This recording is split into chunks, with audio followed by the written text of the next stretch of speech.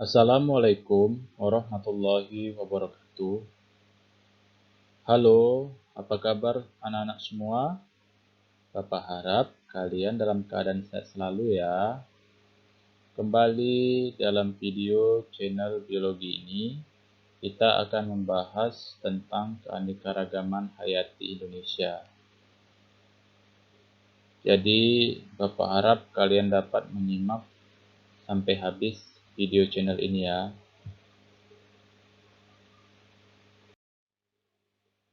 Penyebaran keanekaragaman hayati Indonesia. Indonesia dikenal sebagai negara mega biodiversitas, atau yang dikenal juga sebagai kekayaan flora dan fauna yang paling besar di dunia. Menurut Indonesian Center for Biodiversity and Biotechnology, atau yang disingkat dengan ICBB, luas dataran Indonesia hanya 1,3% dari dataran seluruh dataran di dunia. Indonesia menempati ranking pertama di dunia dalam kekayaan spesies dengan jumlah 646 spesies atau dalam persen 36% dari 100% kekayaan alam dunia.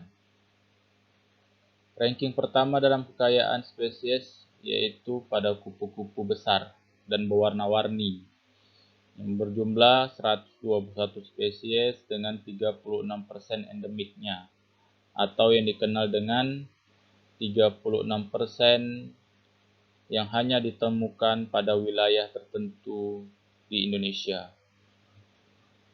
Ranking ketiga dalam kekayaan spesies reptilia, yang mana lebih dari 600 spesies.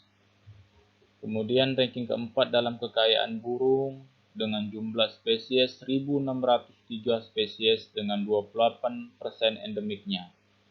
Kemudian ranking kelima dalam kekayaan amfibi sebanyak 270 spesies.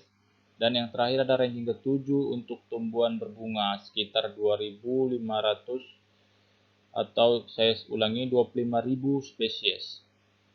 Nah, ini merupakan salah satu penyebaran keanekaragaman hayati Indonesia yang dikenal sebagai negara yang kaya akan flora dan faunanya. Penyebaran fauna di Indonesia. Penyebaran fauna di Indonesia dipengaruhi oleh aspek geografis dan peristiwa geologi benua Asia dan Australia. Daerah persebaran fauna di Indonesia terbagi menjadi 3 kawasan, yaitu kawasan Indonesia bagian barat, kawasan peralihan, dan kawasan Indonesia bagian timur.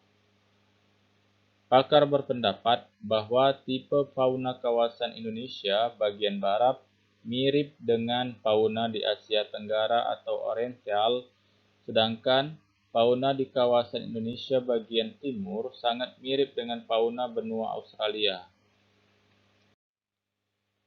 Yang pertama kita bahas di kawasan Indonesia bagian barat. Adapun kawasan Indonesia bagian barat meliputi daerah Sumatera, Jawa, Kalimantan, dan Bali. Kawasan ini dibatasi oleh imajinasi garis Wallace.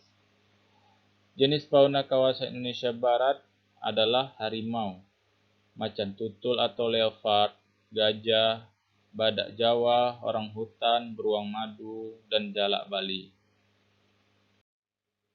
Nah, ini merupakan dari gambar fauna yang berada di kawasan Indonesia bagian barat. Coba diperhatikan semua ya. Yang kedua adalah kawasan peralihan. Adapun kawasan peralihan meliputi wilayah Sulawesi, Maluku, Sumbawa, Lombok, dan Timur. Kawasan dibatasi oleh garis Wallace di sebelah barat dan garis Lydekker di sebelah timur. Di antara dua garis ini terdapat garis keseimbangan, yaitu garis Weber yang terletak di sebelah timur Sulawesi. Adapun jenis fauna kawasan peralihan antara lain anoa, komodo, maleo, duyung, dugong, burung kerangkong, kakak tua putih jambul merah. Nah, ini merupakan salah satu fauna yang berada di kawasan peralihan. Coba diperhatikan ya. Kemudian yang terakhir adalah Indonesia, kawasan Indonesia bagian timur. Dibatasi oleh garis Lydekker yang meliputi Papua dan pulau-pulau kecil di sekitarnya. Jenis fauna kawasan Indonesia bagian timur seperti kanguru pohon, kakak tua raja, cendrawasih ekor pita, kasturi raja, walabi kecil, dan yang terakhir adalah kupu-kupu sayap burung. Nah, ini merupakan gambar dari kawasan Indonesia bagian timur. Coba diperhatikan ya. Fungsi dan manfaat keanekaragaman hayati Indonesia. Adapun bentuknya, fungsi dan manfaat keanekaragaman hayati dibedakan menjadi 6 bentuk. Yang pertama yaitu keanekaragaman hayati sebagai sumber pangan. Contohnya yaitu pada kunyit, jahe, lengkuas, temulawak, wortel, lobak, talas, singkong, ubi jalar, bawang, dan bawang putih. Itu merupakan salah satu sumber pangan yang sering digunakan oleh masyarakat untuk dikonsumsi. Yang kedua yaitu keanekaragaman hayati sebagai sumber obat-obatan. Contohnya pada buah merah yang dimanfaatkan sebagai obat untuk mengobati kanker atau tumor, kolesterol tinggi, dan diabetes. Yang ketiga ada keanekaragaman hayati sebagai sumber kosmetik.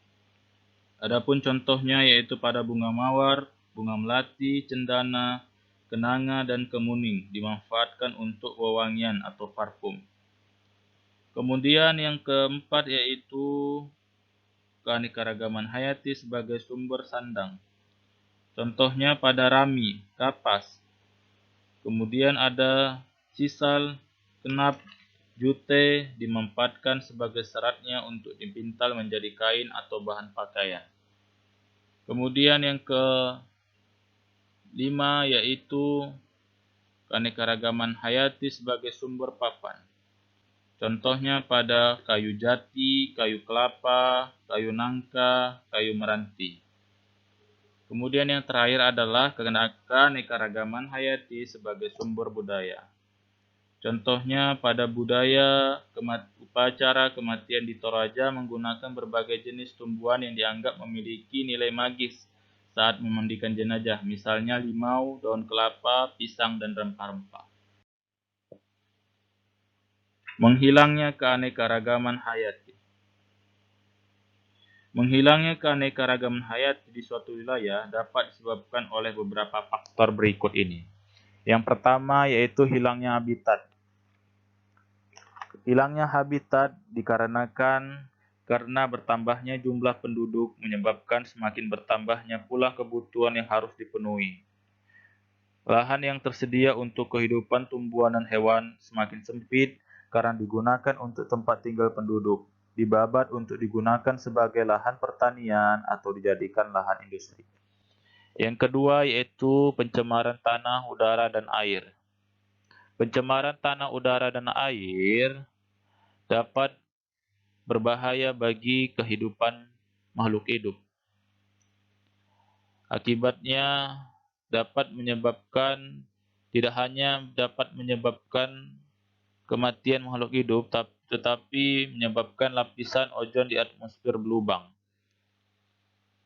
sehingga dapat menimbulkan berbagai macam masalah, antara lain berkurangnya biomasa fitoplankton di lautan yang menyebabkan terganggunya keseimbangan rantai makanan organisme. Hal ini harus dapat ditanggulangi untuk mengurangi yang namanya pencemaran tanah, udara, dan air. Yang ketiga yaitu perubahan iklim. Salah satu penyebab perubahan iklim adalah pencemaran udara oleh gas karbon dioksida yang menimbulkan efek rumah kaca. Kemudian yang keempat adalah eksploitasi tanaman dan hewan. Eksploitasi hewan dan tumbuhan secara besar-besaran biasanya dilakukan terhadap komoditas yang memiliki nilai ekonomi tinggi.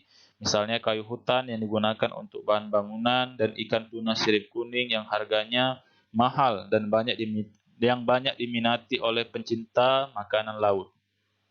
Eksploitasi yang berlebihan dapat menyebabkan yang namanya kepunahan spesies-spesies tertentu, apalagi bila tidak diimbangi dengan usaha pengembangbiakannya. Kemudian yang kelima, adanya spesies pendatang. Masuknya spesies dari luar ke suatu daerah seringkali mendesak spesies lokal yang sebenarnya merupakan spesies penting dan langka di daerah tersebut. Contohnya, ikan pelangi merupakan spesies endemik Danau Ayamaru, Papua Barat. Ikan pelangi terancam punah karena dimangsa oleh ikan mas yang dibawa oleh Jepang dan menjadi spesies invasif di danau tersebut.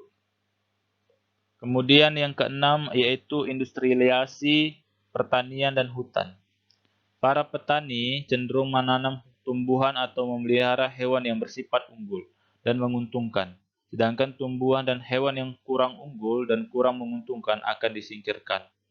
Selain itu, suatu lahan pertanian atau hutan industri umumnya hanya ditanami salah satu jenis tanaman monokultural, misalnya teh, karet, dan kopi. Hal ini dapat menurunkan keanekaragaman hayati tingkat spesies.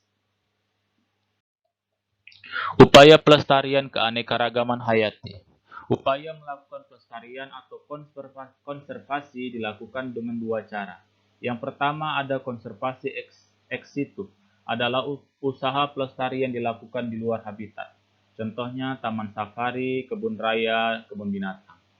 Yang kedua adalah konservasi in situ, adalah usaha pelestarian dilakukan di dalam habitat aslinya. Contohnya cagar alam, taman nasional, dan suaka marga satwa.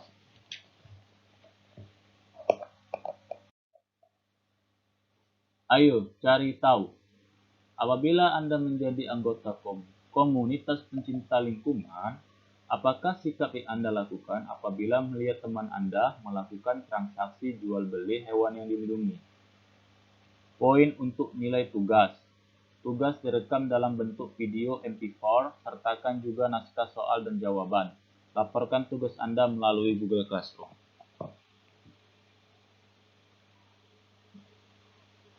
Demikianlah pembahasan materi tentang keanekaragaman hayati di Indonesia. Semoga bermanfaat. Assalamualaikum warahmatullahi wabarakatuh.